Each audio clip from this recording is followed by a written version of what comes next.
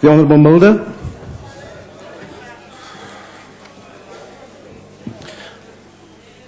Honourable Chairperson, today we are talking about Parliament, and I think the fundamental point of departure is the acceptance that Parliament does not belong to any specific party. It can never belong to the majority party, as many members on my right side think. It belongs to all the people in South Africa. If you look at the provisions of the Constitution, it's quite clear.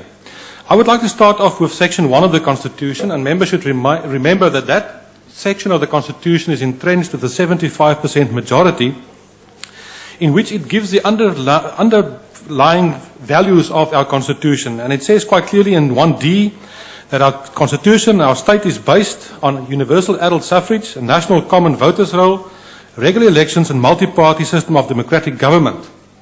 But for what purpose? For what end? Why do we have those things? To ensure accountability. To ensure accountability, responsiveness and openness. Now the question immediately would be, does Parliament succeed in that test, that we play our role to secure accountability? The Honourable Speaker in her speech today referred to accountability on a number of occasions in her speech. But Parliament has failed. We have failed the test of accountability. There's no doubt in my mind about that.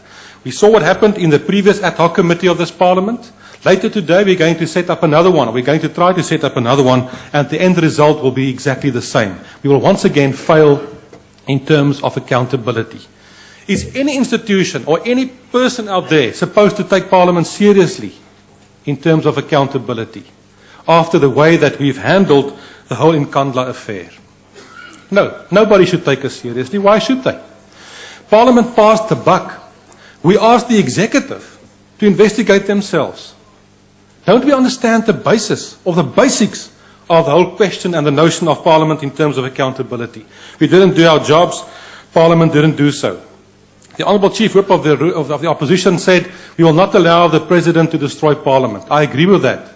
But the President would not have to do that, because the loyal cadres of the ANC is doing it on his behalf. They are doing it on his behalf. Parliament's got all the powers in terms of the Constitution to keep the executive to account. Are you doing that? No. You are taking your instructions from the Thule House, you vote in terms of what your instructions are, and that's the way you operate under all circumstances. That's quite tragic. Speaker, I just want to refer to one thing. Parliament does not belong to the ruling party. We know all of the question of the e-toll saga, the whole e-toll thing. On the 20th of May, when the Honourable Deputy President announced the so-called new scheme for e-tolls, a statement was issued from Parliament on behalf of the Portfolio Committee on Transport welcoming the e-toll announcement.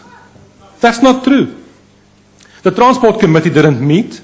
They didn't discuss the announcement by the Deputy President, but the statement goes out in the name of Parliament welcoming the e-toll announcement. Parliament does not belong to the ANC. It belongs to all the people. You are failing.